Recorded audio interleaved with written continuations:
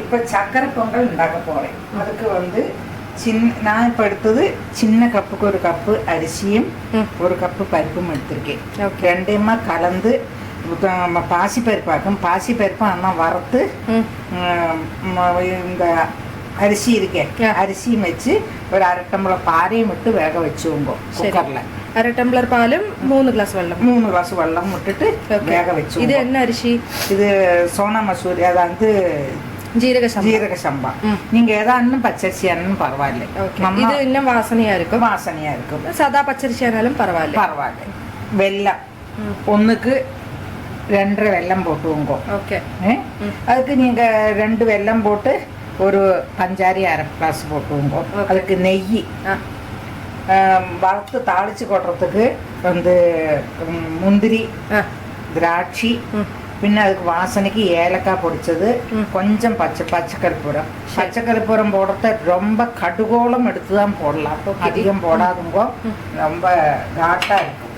அதனால நீ அதை குக்கர்ல எல்லாம் வச்சுதப்போ குக்கர்ல வச்சிருக்கேன்.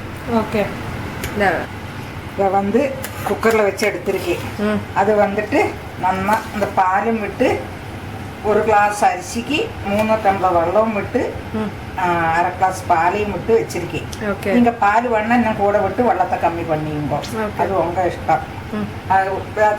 வெள்ளத்தை வந்து கரைச்சி அரிச்சு வச்சிருக்கேன். அது இந்த மாதிரி ஆனதும் இப்படி இந்த பாகம் வருது பார்த்தீங்களா? பெரிய பாகம் ஒன்றும் இல்லை இதுக்கு. எல்லாம் கரைஞ்சதும் போட்டுக்கலாம். நம்மளுக்கு இலக்கின்னு இருக்கண்டா உங்களுக்கு வேண்டி நான் சொல்றேன். சக்கரை போடல? சக்கரை போட்டாச்சு. ஓகே, நான் போட்டு விட்டேன். சரி. இப்போ அந்த அரிசி இருக்கு பற்றியே ஒழிச்சு வச்சது அதை இதில் கொட்டிக்க வேண்டியது. இது மாதிரி கொஞ்சம் குழான்னு தான் இருக்கும். சக்கரை பொங்கல் வித்தா இருக்கக்கூடாது, குழஞ்சும் இருக்கணும்.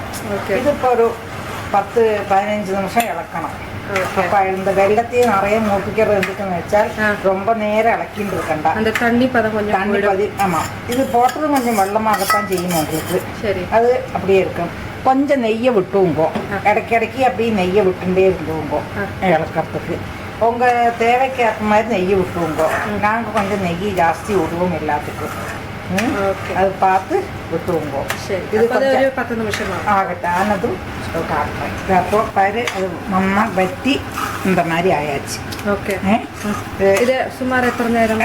ஒரு 15 நிமிஷம் வச்சிருக்கேன். அது வந்து வெட்டிட்டு ஆயிடுச்சு. நம்ம வைக்கிற அவஸ்தை கூட இருக்கு. கேஸை பெருசாக்கிறதும் சின்னாக்கிறதும் பார்த்துட்டு அதுக்கு முந்திரி நெய்யில்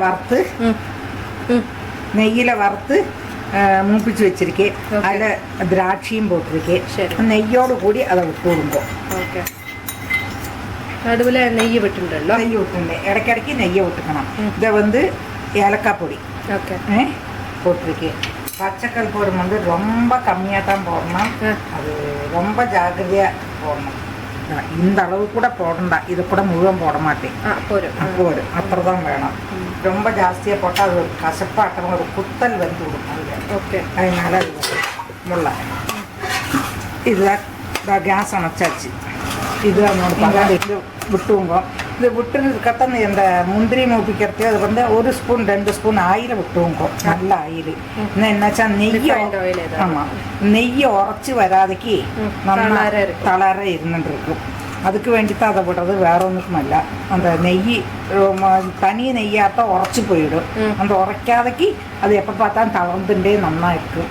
இதே மாதிரி நீங்கள் இப்போ பண்டிகையெல்லாம் மறுத்தா பொங்கல்லாம் மறுத்தா 2க்கு அரிசி ஒன்றிச்சு வச்சுட்டு பாதி அரிசியை இந்த பொங்கலுக்கு போட்டுட்டு பாதி அரிசியை நீங்கள் வெண்பொங்கலுக்கும் வச்சுக்கலாம். அது தனித்தனியாக வேவிக்கண்டா, வச்சுட்டு இது பண்ணிக்கலாம். இதுதான் பொங்கல். கொஞ்சம் நெய்யும் விட்டுவோங்க. நாங்கள் கொஞ்சம் நெய் ஜாஸ்தி விடுவோம். ஓகே, சரி. சக்கரை பொங்கல் ரெடி.